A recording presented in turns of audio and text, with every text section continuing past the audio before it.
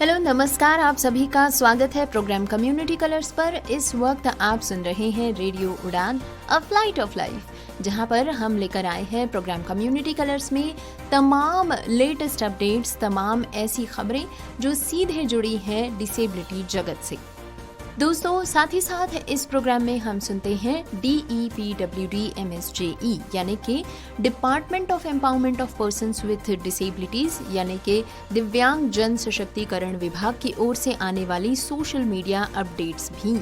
तो दोस्तों, आइए शुरुआत करते हैं आज के प्रोग्राम की।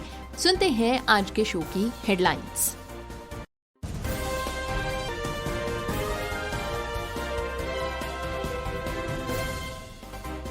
दृष्टि बाधित आरक्षण में विभाजन गैर कानूनी, सामाजिक न्याय मंत्रालय ने रेलवे बोर्ड को दी चेतावनी।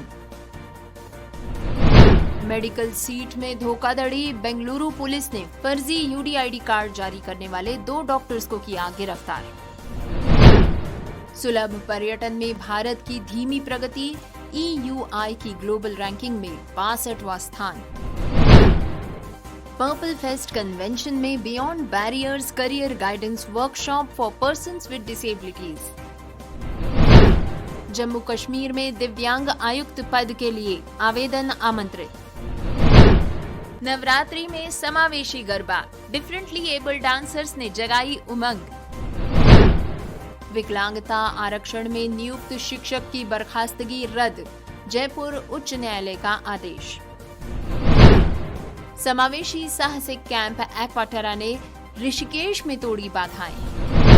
PCMC आशा कार्यकर्ताओं का दिव्यांग सर्वे अभियान शुरू।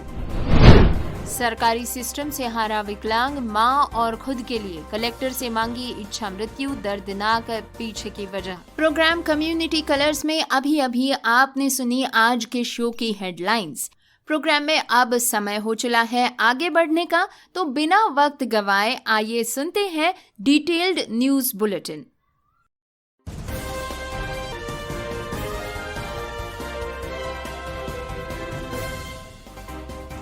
नमस्कार साथियों, कम्युनिटी कलर्स में आज पहली खबर है अहम नीतिगत हस्तक्षेप की, जो दृष्टिबाधित उम्मीदवारों के अधिकारों की सुरक्षा से जुड़ी हुई है।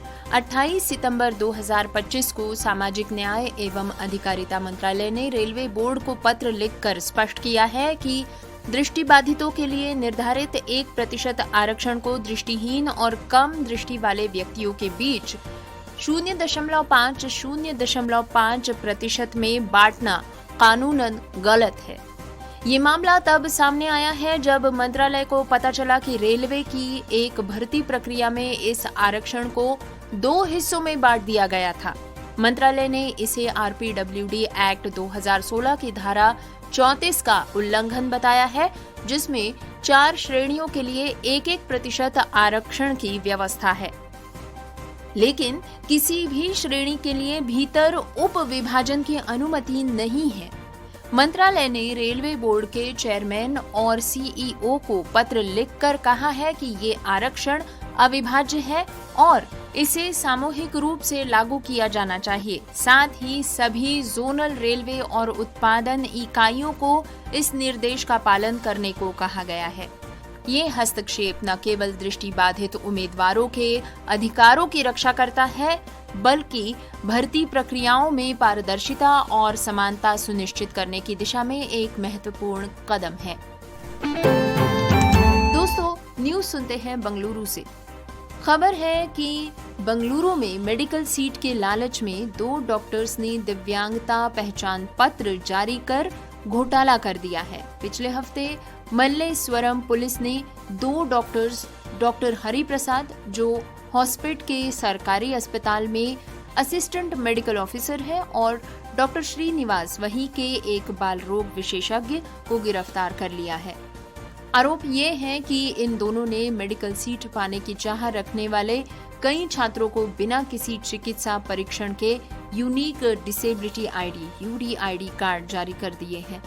इन कार्ड्स का इस्तेमाल कर छात्र विशेष रूप से श्रवण बाधित आरक्षण के तहत MBBS और अन्य मेडिकल कोर्स में सीट पाने के लिए कर रहे हैं। पुलिस ने बताया कि ये डॉक्टर्स हर एक कार्ड के लिए करीब 5,000 रुपए लेते हैं। आरोपियों के नेटवर्क में कुछ और व्यक्ति भी शामिल पाए गए हैं, जिनमें एक शिक्षक भरमप्पा, एक प्रथम श्रेणी सहायक उमेश चौधरी और एक नेत्र रोग विशेषज्ञ सुधाकर भी हैं। जांच में सामने आया है कि इन्होंने लगभग 21 छात्रों के लिए नकली प्रमाण पत्र बनवाए हैं। कर्नाटक परीक्षा प्राधिकरण यानी कि EA ने जब आवेदनों की पड़ताल की तो उन्हें इन दस्तावेजों में बड़ी अनियमितताएं नजर आई। हस्ताक्षर और मुहर कई बार एक जैसे पाए गए, जिससे कि शक हुआ। KEA ने शिकायत दर्ज करवाई है और मल्लेश्वरम पुलिस ने इसकी जांच शुरू कर दी है। अब तक गिरफ्तार सभी आरोपियों को न्यायिक हिरासत में भेजा जा चुका है, जबकि बाकी की तलाश जारी है। सुलभ पर्यटन में भारत की धीमी प्रगति, EUI की ग्लोबल रैंकिंग में 62वां स्थान। दोस्तों, आज कम्युनिटी कलर्स में हम बात कर रहे हैं भारत में सुलभ पर्यटन की चुनौतियों पर और वर्तमान स्थिति पर एक ताजा रिपोर्ट के बारे में। इकोनॉमिस्ट इंटेलिजेंस यूनिट EIU की ग्लोबल एक्सेसिबल टूरिज्म इंडेक्स में भारत 62वें स्थान पर है, जबकि वैश्विक औसत स्कोर 43.1 में से 31.2 रह गया है। ये रैंकिंग 180 से अधिक देशों के आवास, परिवहन, सूचना व डिजिटल एक्सेसिबिलिटी और नीतिगत माहौल के आधार पर तैयार की गई है। सरकारी स्तर पर एक्सेसिबल इंडिया कैंपेन और पर्यटन मंत्रालय का नेशनल एक्सेसिबल टूरिज्म पोर्टल ये पहल दोनों सकारात्मक कदम है, लेकिन ऑन ग्राउंड क्रियान्वयन अपेक्षाकृत बहुत ही धीमा रहा है।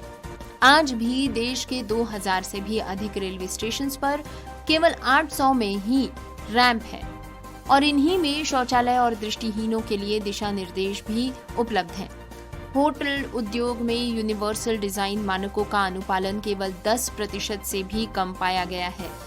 डिजिटल एक्सेस की बात करें तो सरकारी और निजी पर्यटन वेबसाइट्स पर विकलांगता अनुकूल सामग्री, वैकल्पिक टेक्स्ट व वॉइस ओवर सुविधाएं सीमित हैं। प्रशिक्षित गाइड, विशेष परिवहन और आपातकालीन सहायता तंत्र पर भी अभी तक पर्याप्त निवेश नहीं हुआ है। विशेषज्ञों का मानना है कि सुलभ पर्यटन को गति देने के लिए 3 स्तरों पर सुधार किए जाने चाहिए। 1. समन्वित नीतिगत ढांचा, विभागों में तालमेल और बजट आवंटन। 2. आधारभूत संरचना में निवेश यानी कि रैंप, निरोधक संकेत एवं सुविधा केंद्र। और 3. डिजिटल और मानव संसाधन, वेबसाइट्स और ऐप और प्रशिक्षित स्टाफ। इस तरह का एक ऐसा पर्यटक पर्यावरण बनाया जाए जहां प्रत्येक व्यक्ति, चाहे उसकी शारीरिक क्षमता जो भी हो, आसानी से भ्रमण कर सके। सुलभ पर्यटन केवल आर्थिक सामाजिक समावेशन को बढ़ावा नहीं देगा, बल्कि भारत की विश्व स्तरीय विरासत को नई ऊंचाइयां देगा। दोस्तों, अब बारी है रेडियो डन और MAD फाउंडेशन की तरफ से एक खास आयोजन के बारे में सुनने की। इसका नाम है beyond barriers career guidance workshop for Persons with disabilities. दोस्तों, आपको बता दें कि ये इवेंट 11 अक्टूबर 2025 को सुबह 9:30 से शाम 5:30 बजे तक गोवा के पणजी में एंटरटेनमेंट सोसाइटी ऑफ गोवा के ESG ऑडिटोरियम 1 में आयोजित किया जाएगा। ये पूरा दिन एक इंटरैक्टिव कार्यशाला के रूप में होगा, जहां पर दिव्यांग व्यक्तियों के लिए करियर के अलग अलग अवसरों को समझाया जाएगा। इसमें कानून, सिविल सेवा, कॉर्पोरेट भूमिकाएं, उद्यमिता, फ्रीलांसिंग, खेल और कौशल आधारित रोजगार ऐसे विषय शामिल हैं। कार्यक्रम के उद्घाटन में कई सम्मानित अतिथि शामिल होंगे, जैसे कि श्री राजेश अग्रवाल जी, सचिव DEPWD भारत सरकार, मिस ब्रतती ओडिशा की राज्य आयुक्त, श्री प्रदीप A, निदेशक DEPWD, मिस माधवी कटारिया, चंडीगढ़ की राज्य आयुक्त, और Daniel Lubner, Touch Pad Pro Foundation के संस्थापक एवं ब्रेल डूडल के आविष्कारक। पंजाब सरकार के विशेष सचिव श्री अजय अरोरा भी इस कार्यक्रम में उपस्थित होंगे।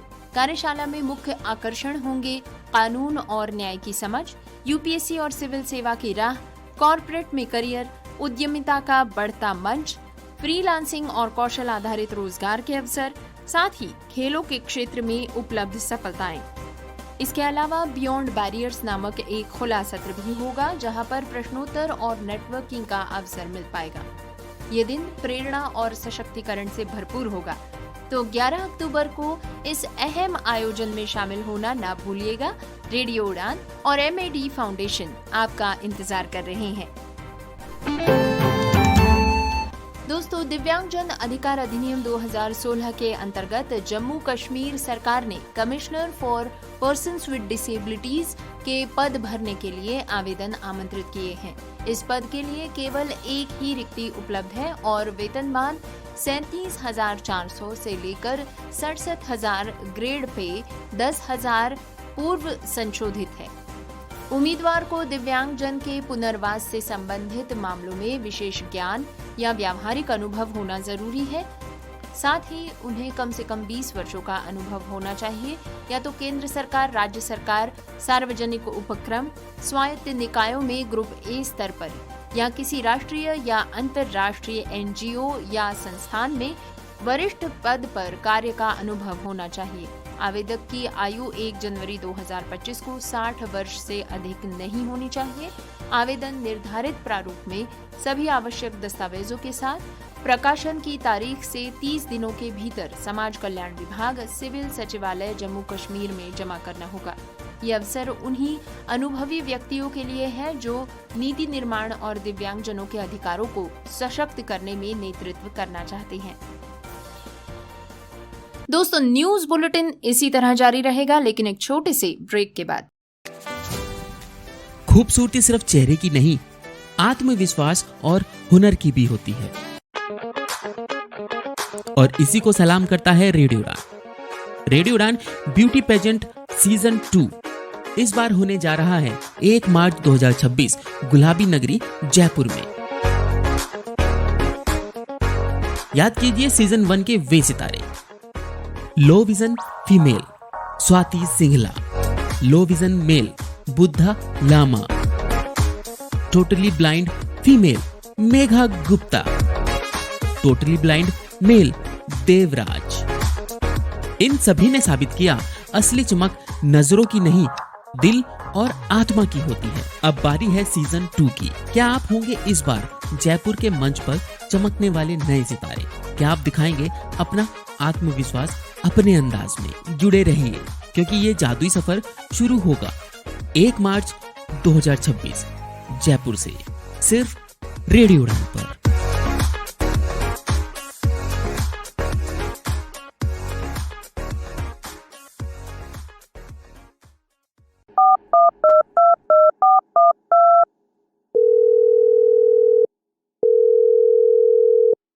रेडियो उड़ान में आपका स्वागत है।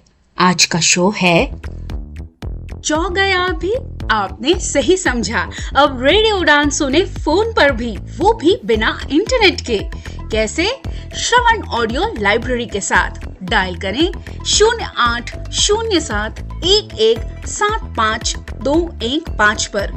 इंस्ट्रक्शंस फॉलो करें और सुने आपका अपना फेवरेट शो रेडियो उड़ान, अ फ्लाइट ऑफ लाइफ, अब एक फोन कॉल दूर। Shravan Audio Library is an initiative by National Association for the Blind Delhi in association with United Way Delhi. Hidden voices की तरफ से आप सभी का स्वागत। हिडन वॉइसेस, एक दृष्टि एक आवाज, और इसने पूरे भारत में दृष्टिबाधित और आर्थिक रूप से विकलांग बच्चों और वयस्कों को किताबों की दुनिया खोलकर सशक्त बनाने के लिए 1000 से भी अधिक छिपी हुई आवाजों को मिलाया है। 28 अप्रैल 2019 को देवी कृष्णा द्वारा स्थापित और सुश्री मैत्री राजदेव द्वारा सह संस्थापित हिडन वॉइसेस एक अद्वितीय रीडिंग चैरिटी है। देवी एक अनुभवी मनोचिकित्सक और काउंसलर है और ह्यूमन रिसोर्स मैनेजमेंट की एक दक्ष प्रबंधक है। देवी ने पूरे भारत के विभिन्न भाषाओं के स्वयंसेवकों को दृष्टिबाधितों के लिए ऑडियो किताब पढ़ने और बनाने के लिए तैयार किया है। एक भागीदार के रूप में श्री सुधीश पी और इसके अध्यक्ष के रूप में सुश्री सिंसी थॉमस के साथ हिडन वॉइसेस के अब कुल 1500 से भी अधिक इन हाउस पाठक है और ये JNU, पुणे और दक्षिण भारत स्थित कई क्लबों से जुड़ा हुआ है, जिसके चलते अब हिडन वॉइसेस के पास 3000 से भी अधिक पाठक है। इसमें सबसे छोटे पाठक 5 साल की उम्र से लेकर सबसे बड़े पाठक 82 साल के अनुभव वाले स्वयंसेवक है।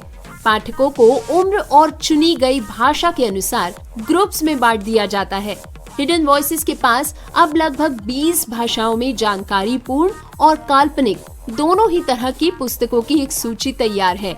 इन ऑडियो पुस्तकों का उपयोग विभिन्न संस्थानों और समूहों जैसे कि Fergusson College Pune, Lit the Light, Dyuti, Madras Club आदि द्वारा किया गया है। इस कार्यक्रम ने 50,000 से भी अधिक लोगों की जिंदगी को समृद्ध बनाया है। अधिक जानकारी के लिए हमें ईमेल करें hiddenvoices2020@gmail.com पर। क्या आप डिसेबिलिटी के बारे में सटीक और विश्वसनीय जानकारी जानना चाहते हैं? तो विजिट करें disability.390.org।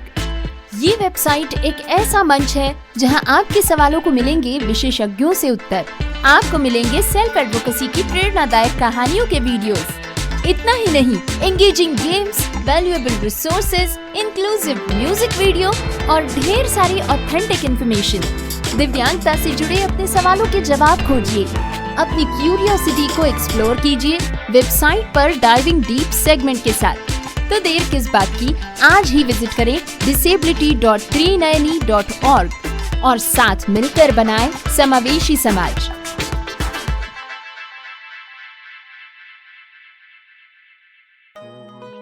वैसे तो आपको हर चीज में प्रोटेक्शन चाहिए।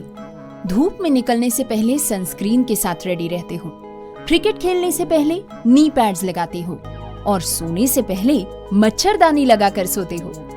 तो बात जब हाथों के जर्म्स की हो तभी प्रोटेक्शन गायब क्यों? इसीलिए सैवलॉन स्वस्थ इंडिया कहता है, अगर जर्म्स और बीमारियों से रखनी हो दूरी, खाने से पहले हैंड वॉश जरूरी। दिव्यांगजनों के लिए फ्री नौकरी का मौका। कंपनी ब्लूडार्ट। स्थान कीर्ति नगर, मुंडका आदि पद। ऑपरेशन स्टाफ वेतन कंपनी के अनुसार योग्यता 10वीं 12वीं पास। दिव्यांगता हाई LD, लो विजन। आयु 18-38 वर्ष। फ्री ट्रेनिंग प्लस समय पर वेतन। संपर्क करें आईवे हेल्प डेस्क 8800004334।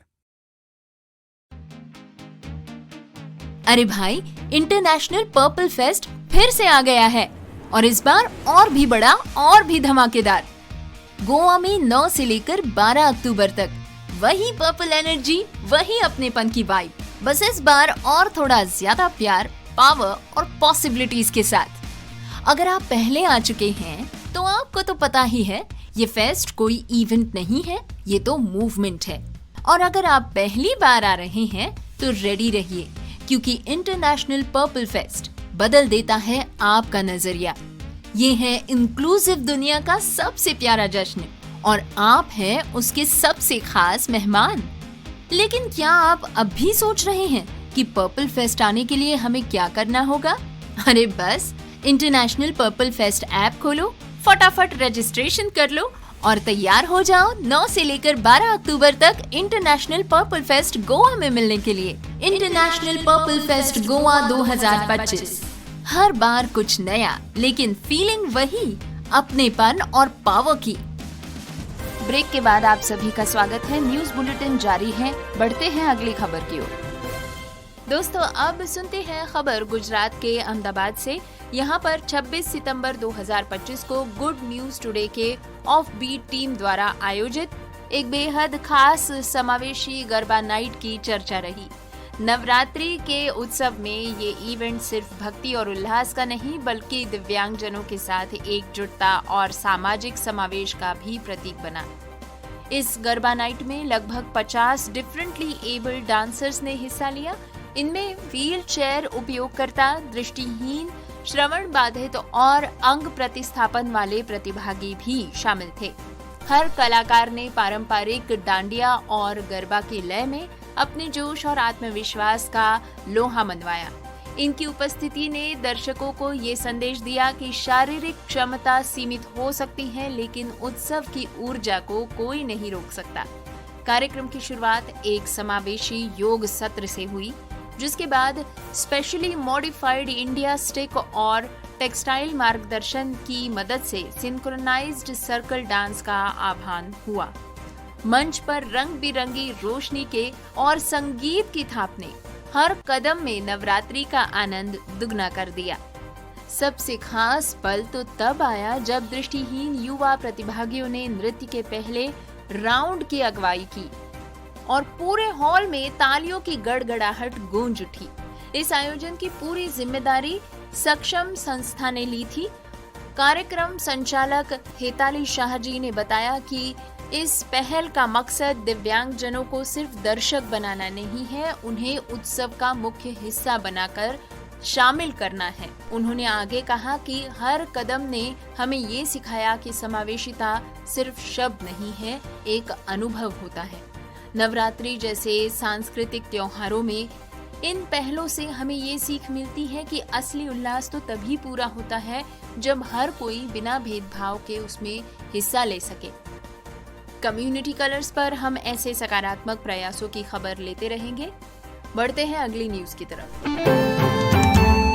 दोस्तों, आप इस वक्त सुन रहे हैं प्रोग्राम कम्युनिटी कलर्स और यहाँ पर हम आपके लिए लेकर आए हैं एक्वाटेरा की ओर से एक स्पेशल रिपोर्ट। हाल ही में ऋषिकेश के किनारे स्थित कैंप एक्वाटेरा में ट्रैक्स फॉर ऑल की ओर से एक विशेष समावेशी साहसिक शिविर का आयोजन किया गया था। इस शिविर में 24 प्रतिभागियों ने हिस्सा लिया, जिनमें से 14 प्रतिभागी दिव्यांग थे। दृष्टिहीनता, अंग प्रतिस्थापन और ऑटिज्म से जुड़ी चुनौतियों के साथ सभी ने बराबर उत्साह दिखाया। शिविर की शुरुआत योग्य सत्रों से हुई, जहां पर अनुभवी प्रशिक्षकों ने सभी को सहज मुद्राओं में मार्गदर्शन दिया। इसके बाद दीवार पर चढ़ाई, नदी के किनारे निर्देशित ट्रैक और इंक्लूसिव क्रिकेट जैसे मजेदार खेल आयोजित किए गए। इन गतिविधियों का मकसद सिर्फ साहसिक आनंद ही नहीं, बल्कि आत्मविश्वास और सहयोग की भावना को मजबूत करना था। ट्रैक्स फॉर ऑल के संस्थापक पंकज वाधवा के अनुसार एक साथ की गई छोटी छोटी चुनौतियां समावेशी और स्थायी समुदाय की नींव रखती हैं। ये पहल संयुक्त राष्ट्र के सतत विकास लक्ष्यों, कल्याण, समावेशी शिक्षा और टिकाऊ समुदाय के अनुरूप है। उन्होंने कहा कि शेयर्ड हाइक ने प्रतिभागियों के बीच आपसी समझ और आत्मनिर्भरता को बढ़ाया। प्रतिभागी राजीव, जो मैक्यूलर डीजनरेशन से जूझ रहे हैं, ने कहा कि इस शिविर ने उनके नजरिए को बदल दिया है और उन्हें नए अवसर दिखाए हैं। वहीं 13 वर्षीय ऑटिज्म स्पेक्ट्रम पर रहने वाले आरुष को पहली बार अपनी स्वतंत्रता का अनुभव हुआ, जिस पर उनकी मां बेहद गर्वित है। ये समग्र अनुभव दर्शाता है कि सुलभ और समावेशी कार्यक्रम सिर्फ मनोरंजन नहीं, बल्कि दिव्यांगों के सशक्तिकरण और शक्ति बढ़ाने के माध्यम हो सकते हैं। कम्युनिटी कलर्स में हम ऐसे ही मुद्दों को उजागर करते रहेंगे।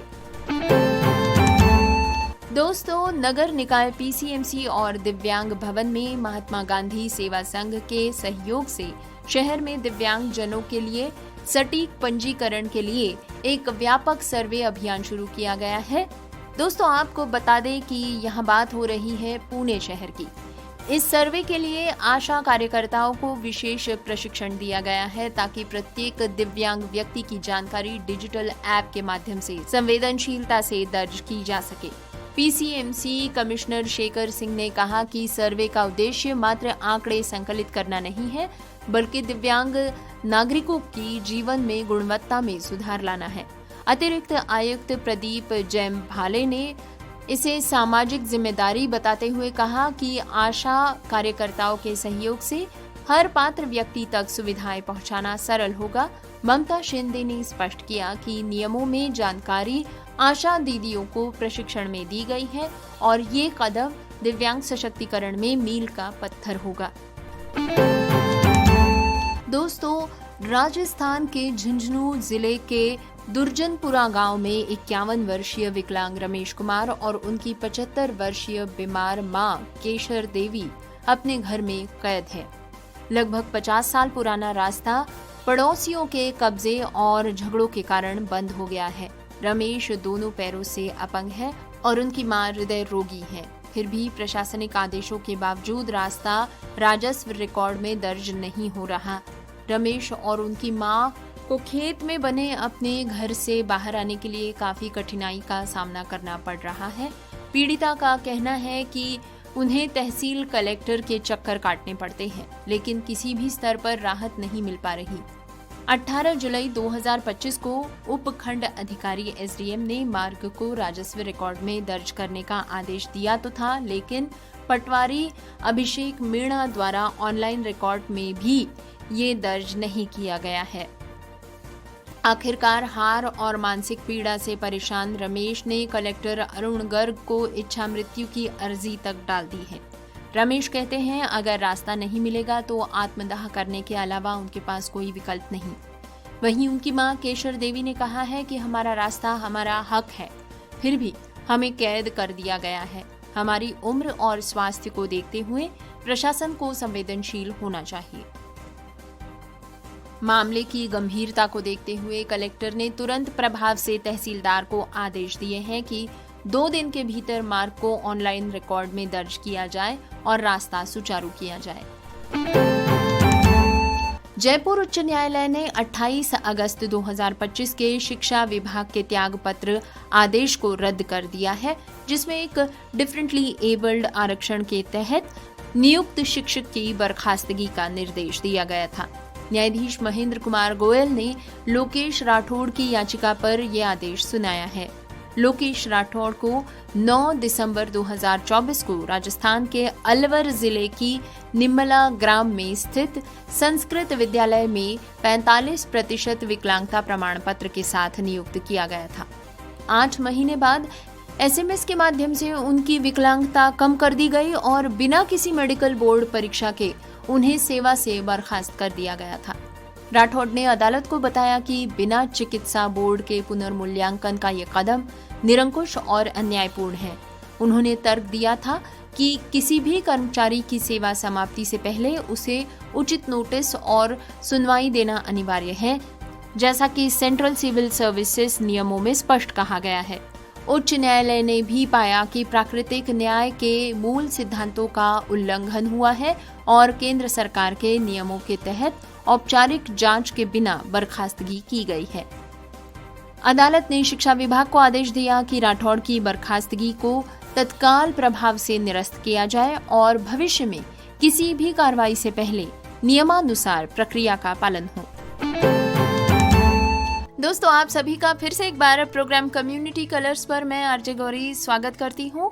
अब तक हम सुन रहे थे प्रोग्राम में देश और दुनिया से आ रही डिसेबिलिटी जगत से जुड़ी खबरें, लेकिन अब प्रोग्राम में समय हो चला है DEPWD MSJE department of empowerment of persons with disabilities की तरफ से आती हुई सोशल मीडिया अपडेट्स के बारे में जानने का। दोस्तों, डिपार्टमेंट अपने सोशल मीडिया हैंडल्स पर तरह तरह के अपडेट्स साझा करते रहते हैं, जिनकी वजह से हमें कई पहलों के बारे में पता चलता है, कई इवेंट्स के बारे में पता चलता है, स्कॉलरशिप्स और स्कीम्स के बारे में पता चलता है। इन पोस्ट पर ज़्यादा से ज़्यादा चर्चा हो सके, इन पोस्ट के बारे में जानकारी कई लोगों तक पहुंच सके और खासकर ये उन लोगों तक पहुंच सके जो इसका लाभ उठा सकते हैं। यही कोशिश रहती है डिपार्टमेंट की और रेडियो उड़ान की भी। तो आइए आज के इस सेक्शन की शुरुआत करते हैं। सुनते हैं आज के शो में कवर होने वाली पहली पोस्ट। ये है स्वच्छता पखवाड़े के बारे में। डिपार्टमेंट अपनी पोस्ट में लिखते हैं, स्वच्छोत्सव स्वच्छता ही सेवा पखवाड़ा के अंतर्गत department of empowerment of persons with disabilities MSJE के सचिव श्री राजेश अग्रवाल ने पंडित DDU National Institute for Persons with Physical Disabilities में स्वच्छता गतिविधियों की प्रगति की समीक्षा की। इस अवसर पर उन्होंने प्रधानमंत्री दिव्याशा केंद्र के 11 लाभार्थियों को विभिन्न प्रकार के 60 सहायक उपकरण प्रदान किए, जिससे उनके जीवन में सुविधा और सशक्तिकरण के नए आयाम जुड़ सके। स्वच्छता पखवाड़े के अंतर्गत संस्थान में दिव्यांग बच्चों के लिए मेडिकल कैंप का आयोजन किया गया था। जिसमें कि विशेष रूप से डेंटल शिविर लगाया गया। साथ ही विभाग की उप महानिदेशक सुश्री रुचा शंकर ने सफाई मित्रों और उनके परिजनों के लिए आयोजित विशेष मेडिकल चेकअप कार्यक्रम का शुभारंभ किया तथा सफाई मित्रों को सम्मानित कर उनके योगदान को सराहा भी। दोस्तों, इस समय की कई तस्वीरें भी इस पोस्ट के साथ डिपार्टमेंट ने साझा की है, जिसमें के कई मान्यवरगण सफाई मित्रों और उनके परिजनों से मुलाकात करते नजर आते हैं। अपनी अगली पोस्ट के माध्यम से डिपार्टमेंट बताते हैं स्पेशल कैंपेन यानी कि विशेष अभियान 4.0 के बारे में। विशेष अभियान 4.0 स्पेशल कैंपेन 4.0 में दिव्यांगजन सशक्तिकरण विभाग ने लगभग 12,000 फाइल्स का डिजिटलीकरण कर दिया है। 14,780 वर्ग फुट की जगह अब खाली की जा चुकी है और कबाड़ निपटाने से 13 लाख से भी ज्यादा की कमाई हुई है। इस साल और भी ज्यादा ध्यान और जवाबदेही के साथ और भी ऊंचे लक्ष्य लेकर DEPWD डिपार्टमेंट ये पहल आगे बढ़ा रहा है। डिपार्टमेंट लिखते हैं प्रगति जो जिंदगी बदल दे। अपनी अगली पोस्ट में डिपार्टमेंट लिखते हैं ब्रेकिंग बैरियर्स के बारे में। बाधाओं को तोड़ना, भविष्य का निर्माण करना। दिव्यांगजन सशक्तिकरण विभाग के अंतर्गत आने वाले 4 राष्ट्रीय संस्थानों में से सेंस ATE अनुभव केंद्र और @COE स्थापित किए जा रहे हैं, जहां पर नवाचार और समावेशन यानी कि इनोवेशन एंड इंक्लूजन का मेला होगा। यहाँ पर दिव्यांगजन सहायक तकनीक का प्रत्यक्ष अनुभव प्राप्त कर पाएंगे, जबकि नव प्रवर्तक और परिवर्तनकर्ता मिलकर वास्तविक समाधान तैयार करेंगे। दोस्तों, इसी के साथ डिपार्टमेंट ने इस ऑनलाइन इवेंट की कुछ तस्वीरें साझा की हैं, जिसमें कि अलग अलग जगहों से कई मान्यवर इस इवेंट का हिस्सा बनते हुए नजर आते हैं। दिव्यांगजन सशक्तिकरण विभाग अपनी अगली पोस्ट के माध्यम से बताते हैं कि प्रशासनिक सुधार एवं लोक शिकायत विभाग यानी कि department of administrative reforms and public grievance के अंतर्गत विशेष अभियान 5.0 2 से लेकर 31 अक्टूबर 2025 के लिए नए जोश और पारदर्शिता के साथ तैयार है। हम सब मिलकर नागरिक केंद्रित शासन के मानकों को ऊंचा उठा रहे हैं। #दिव्यांगजन लाइक नेवर बिफोर। अपनी अगली पोस्ट में कुछ तस्वीरों के साथ डॉक्टर वीरेंद्र कुमार इस पोस्ट में लिखते हैं अपने संसदीय क्षेत्र टीकमगढ़ के छतरपुर में सेवा पखवाड़े के अंतर्गत यहाँ स्थित वृद्ध आश्रम में पहुंचकर सम्मानित बुजुर्ग जनों से भेंट की, अपने आत्मीय वृद्ध जनों से संवाद किया और उनका आशीर्वाद प्राप्त किया। अपने वरिष्ठ नागरिकों को श्रीफल और शॉल से सम्मानित कर संवेदनशील प्रधानमंत्री श्री नरेंद्र मोदी जी के विजन के अनुरूप सबकी सुरक्षा, सम्मान और सब प्रकार की सहायता की प्रतिबद्धता दोहराई। इस अवसर पर सामाजिक न्याय और अधिकारिता विभाग के वरिष्ठ अधिकारी और संगठन से जुड़े कई जिला पदाधिकारी भी मौजूद रहे। दोस्तों, इस मौके की कई तस्वीरें इस पोस्ट के साथ साझा की गई हैं, जिसमें दीप प्रज्वलन से लेकर मान्यवर गण बुजुर्गों का सम्मान करते और उनसे बातचीत करते नजर आते हैं। बड़े ही गर्व के साथ इस अगली पोस्ट के माध्यम से डिपार्टमेंट लिखते हैं दिव्यांगजन सशक्तिकरण विभाग MSJE शीतल देवी को दक्षिण कोरिया में आयोजित पैरा विश्व तीरंदाजी चैंपियनशिप 2025 में ऐतिहासिक स्वर्ण पदक जीतने पर बधाई देते हैं। उनकी जीत टीम स्पर्धाओं में रजत और कांस्य पदक के साथ भारत के पैरा एथलीट्स के लिए उत्कृष्टता का एक नया युग लेकर आई है। #शीतल देवी, #भारत का गौरव। इसके साथ ही उन्होंने शीतल देवी की एक बहुत ही प्यारी सी तस्वीर जो मैच के बाद ली गई है, जिसमें उन्होंने मेडल पहना है और वे अपने चेहरे पर विजेता भाव लेकर बड़ी ही प्यारी सी मुस्कान देती हुई नजर आती हैं। फोटोग्राफ पर लिखा गया है शीतल देवी गोल्ड मेडलिस्ट। इसके पश्चात पर्पल फेस्ट के बारे में अपनी अगली पोस्ट लिखते हुए डिपार्टमेंट लिखते हैं। डिपार्टमेंट कहते हैं department of empowerment of persons with disabilities MSJE 9 से लेकर 12 अक्टूबर तक आयोजित हो रहे अंतर्राष्ट्रीय पर्पल फेस्ट गोवा 2025 में सभी को आमंत्रित करते हैं। अंतर्राष्ट्रीय पर्पल फेस्ट गोवा 2025 समावेशिता, समानता और अवसरों का वो अनोखा संगम है जहां हर पहल समाज को भी सुंदर व सशक्त बनाती है। समावेशिता और समानता का उत्सव पर्पल फेस्ट गोवा 9 से लेकर 12 अक्टूबर 2025। अपनी अगली पोस्ट के माध्यम से डिपार्टमेंट लिखते हैं, स्वच्छता पखवाड़े के अंतर्गत department of empowerment of persons with disabilities MSJE द्वारा वेस्ट टू आर्ट प्रतियोगिता का आयोजन किया गया था। इस प्रतियोगिता में विभाग के कई कर्मचारियों ने अनुपयोगी वस्तुओं का अभिनव प्रयोग करके अनेक आकर्षक व उपयोगी कलाकृतियों का निर्माण किया। स्वच्छता केवल सफाई तक सीमित नहीं है, बल्कि ये हमारे परिवेश को सुंदर और सार्थक बनाने की सकारात्मक पहल है। Special campaign 5.0। दोस्तों, आपको बता दें कि इस पोस्ट के साथ डिपार्टमेंट ने कई प्रेरणादायी तस्वीरें साझा की हैं, जिसमें के डिपार्टमेंट के कई कर्मचारी टेबल कुर्सियों पर बैठकर सामने रखे गए वेस्ट सामान से कई वस्तुएं बनाते नजर आते हैं। वे अपनी कला दिखाने में व्यग्र और मस्त नजर आते हैं। अपनी अगली पोस्ट में दिव्यांगजन सशक्तिकरण विभाग बताते हैं, अंतर्राष्ट्रीय पर्पल फेस्ट गोवा 2025 के पूर्व कार्यक्रमों के एक भाग के रूप में पोंडा स्पोर्ट्स कॉम्प्लेक्स में दिव्यांग क्रिकेट चैंपियनशिप का उद्घाटन किया गया।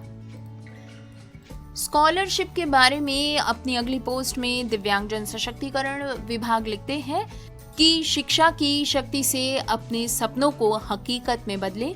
आज ही आवेदन करें, अनंत अवसरों को प्राप्त करने की दिशा में पहला कदम उठाएं। ज्ञान ही आपकी असली महाशक्ति है, इसका उपयोग एक उज्जवल भविष्य को आकार देने के लिए करें।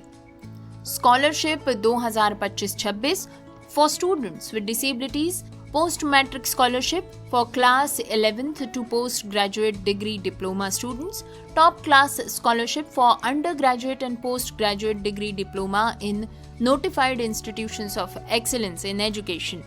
Last date for online application is 31st of October 2025. For more information, log on to scholarships.gov.in. हर्ष और आमोद तथा गर्व के साथ अपनी अगली पोस्ट में डिपार्टमेंट लिखते हैं, #DEPWD नई दिल्ली 2025 विश्व पैरा एथलेटिक्स चैंपियनशिप में पुरुषों की भाला फेंक F46 स्पर्धा में शानदार स्वर्ण पदक जीतने पर रिंकू को बधाइयां। तिरंगे को ऊंचा करते हुए उनकी ये उल्लेखनीय विजय दृढ़ संकल्प, शक्ति और गौरव का सच्चा प्रतीक है।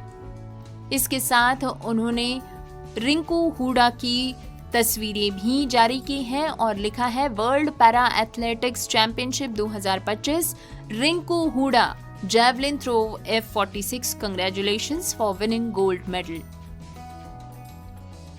दोस्तों, इसी के साथ एक अन्य पोस्ट के माध्यम से डिपार्टमेंट ने रिंकू हुडा के जैवलिन थ्रो के समय का वीडियो भी साझा किया है। अपनी अगली पोस्ट में डिपार्टमेंट लिखते हैं कि डिपार्टमेंट के तत्वावधान में Pandit DDU National Institute for Persons with Physical Disabilities में Indian Red Cross Society Delhi तथा थैलेसीमिया इंडिया के सहयोग से एक भव्य रक्तदान शिविर का आयोजन किया गया।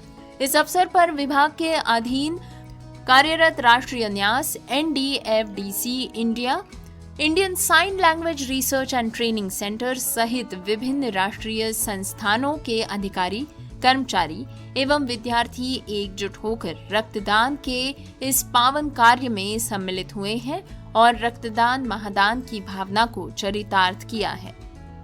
दोस्तों, इस समय की कई तस्वीरें भी इस पोस्ट के माध्यम से साझा की गई है, जिसमें कई लोग रक्तदान करते नजर आते हैं। तो दोस्तों, ये तो था आज का DEPWD MSJE social media updates section. आपको ये शो कम्युनिटी कलर्स कैसा लगता है और साथ ही साथ इस सेक्शन से जुड़ी जानकारी कैसी लगती है, क्या आप इसका लाभ उठा रहे हैं या नहीं, हमें जरूर लिख भेजिए। आप हमें अपने कमेंट्स YouTube के कमेंट बॉक्स में भी लिख सकते हैं। आज का शो यही समाप्त होता है। मिलते हैं अगले शुक्रवार को रात 9 बजे प्रोग्राम कम्युनिटी कलर्स पर। लेकिन जाने से पहले एक बार सुनते जाइए आज के शो की हेडलाइंस फिर से एक बार।